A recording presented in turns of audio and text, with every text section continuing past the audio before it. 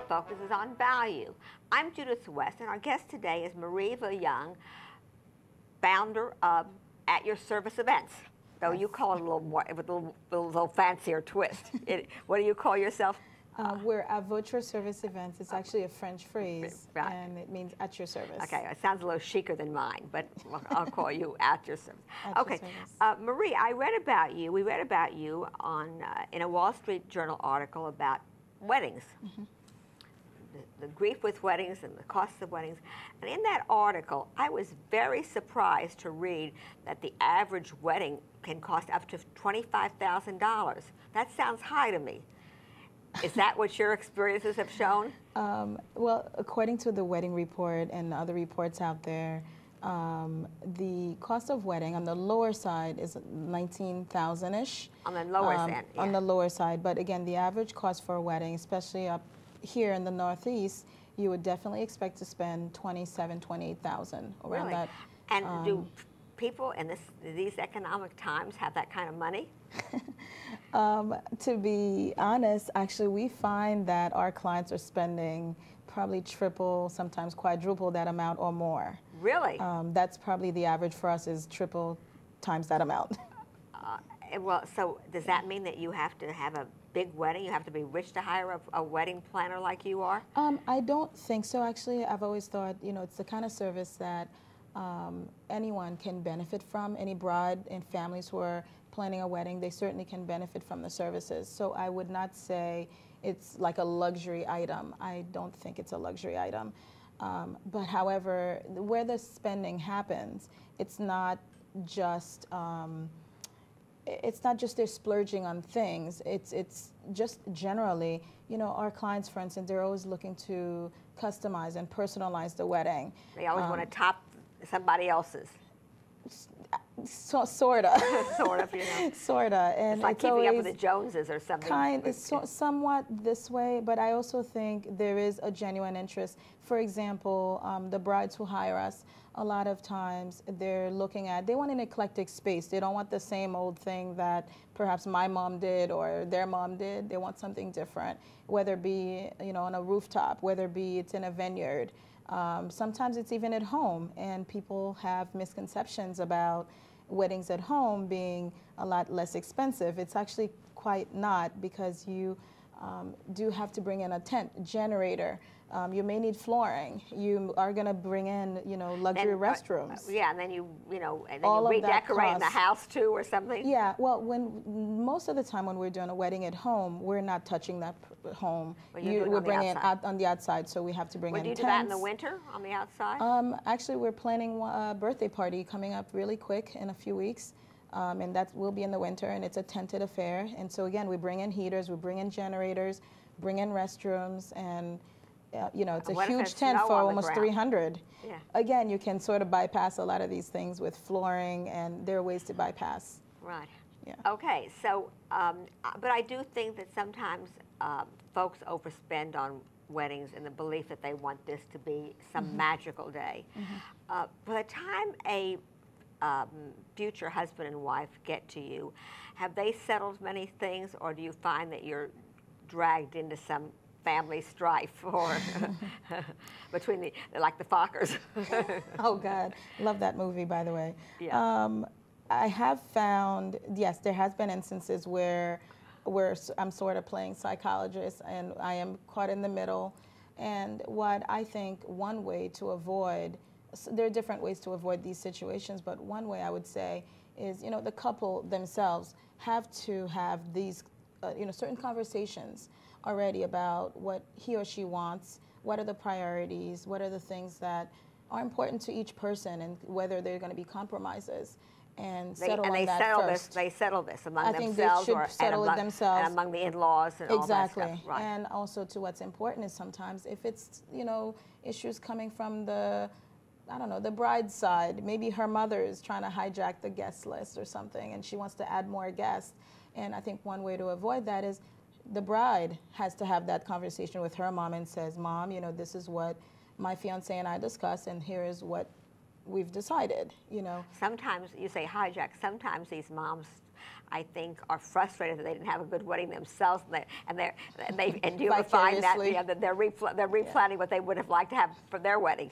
I think there is some of that, but I have to say overall, I have been very lucky in business in terms of the client base that we have.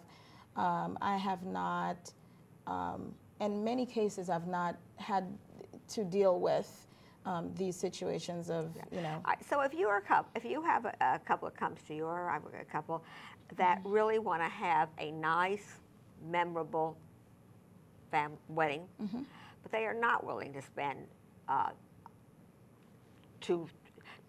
not willing to spend 50.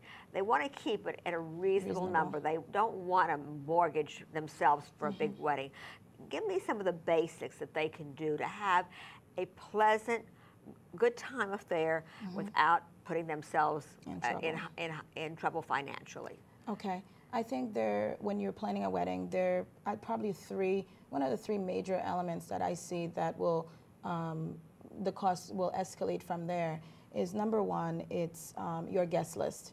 That is really important, to take a look at that guest list and really make sure that you're inviting the people who are really important to you, that people who really make a difference in your life, that you really want them to be there. So that will help you significantly. You don't have to invite everybody that you ever met. Right? Yeah. Or everybody that you have a relationship with on Facebook. Exactly, exactly. So I think the guest list is one huge area that you want to really look at. And do you include kids on the guest list?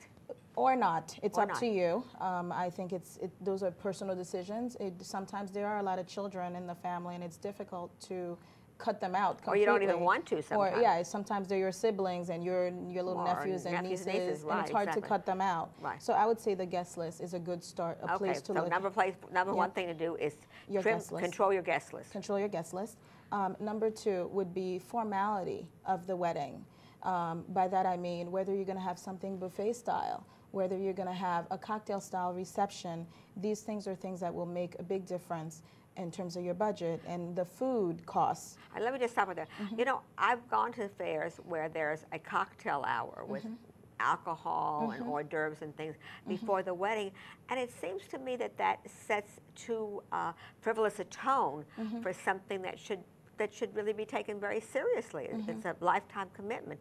Do you approve of that kind of thing? I think overall, for me, once you get past the ceremony, for me, I think the core of a wedding is really the ceremony, because that's the whole point. Well, that's the whole point. You're getting married, and the ceremony is important. Past that point, it is the celebration of the event, and this is, again, there are opportunities to save money, and sometimes, again, you may be able to include a cocktail hour, but you know, there are areas. But if you don't, it doesn't have to be. It doesn't have to be, or you can also cut out like the main entrees altogether. You could do it. There are two different ways of. Okay, so let's say so control the guest list is number one. Control guest list. Number two is to control formality. Like I said, by formality I mean your food list, your food cost. You know, must you have an open bar? Perhaps it's great to just pair the wine and just serve wine only. Right. It would be great maybe to have, you know, a couple of signature drinks. That's all you have all night. Right, exactly. That is a great way of cutting back. To tell you the truth, I think it's a little classier. It may be, and again, it depends on how it's done. It can be also very classy, and this is kind of some of the things we work with our clients and recommend sometimes, because it is cost saving, but it kind of gives it a flair that it's sophisticated at the same time. Maybe because I belong to the less is more school. Okay. Well, the third item I would say to cut costs, especially in this economy, is day of the week. Fridays, I've been joking and say Fridays are the new Saturday. That's a big, those are big things to look at. For example, on a Friday, or perhaps a Saturday daytime, or a Sunday daytime, or even a Sunday wedding. These are going to make significant difference. So to avoid a Saturday night. Avoid a Saturday night if you can. If you can. Yeah. I mean, there are some religions that don't allow things during the day on Saturday or Friday night, but to avoid But you have Sundays. But Sundays, Sundays, and that will also. And that could be an afternoon, Sunday afternoon, and early evening. And again, it can be quite elegant. I mean, think outside the box. It could be a garden event, and you know, at a botanical garden where you serve, you know, wonderful sandwiches and do a cocktail style or I'm something. going to ask you something, Marie. Yes. Do people ever get married in churches or synagogues anymore?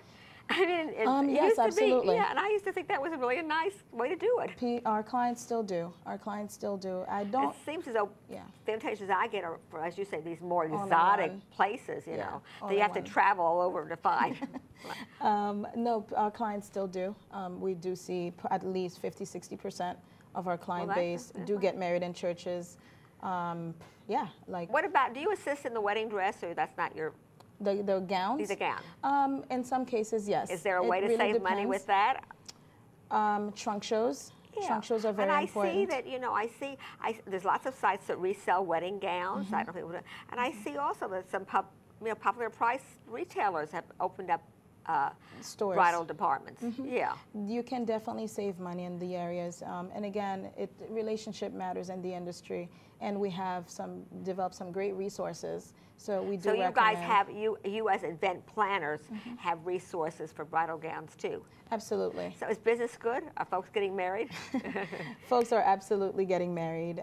We've been very lucky. Do you see that folks are getting married at an older age than? And again, looking at our client base, speaking from my experience, I would probably say, I would say mid-20s to the early 30s. Right. Yes, that's really our client. Is really like 25 to early 30s. Is it appropriate to have a big wedding if it's a second marriage, Marie?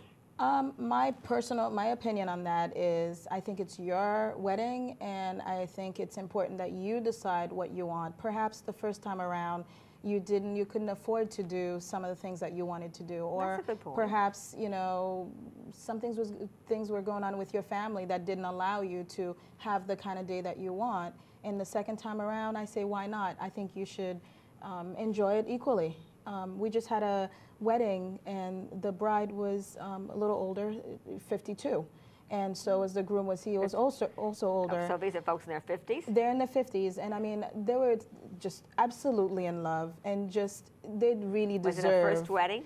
That was her first wedding. They absolutely deserve, I believe, the same happiness, the same thing as any bride. And do brides still wear white? Our brides, well, again, we got to define white. So there's ivory, very, shades, shades of white. Mutations of white. Yes, absolutely. Our clients are still wearing shades of white. So a 50-year-old bride wears a white wedding gown. She wore, it was something of an ivory. It was lace. She had something of a jacket, a small jacket that went over. I thought it was beautiful, and she wore lace. And she's not a long train. Somewhat conservative, and she did get married in a church. And she was a happy bride. She was a happy bride. Both of them were really, I mean, they were the last people on the dance floor. Good. We really have out of time, but you get a nice glow when you get through with planning a happy wedding, and you see it through the end.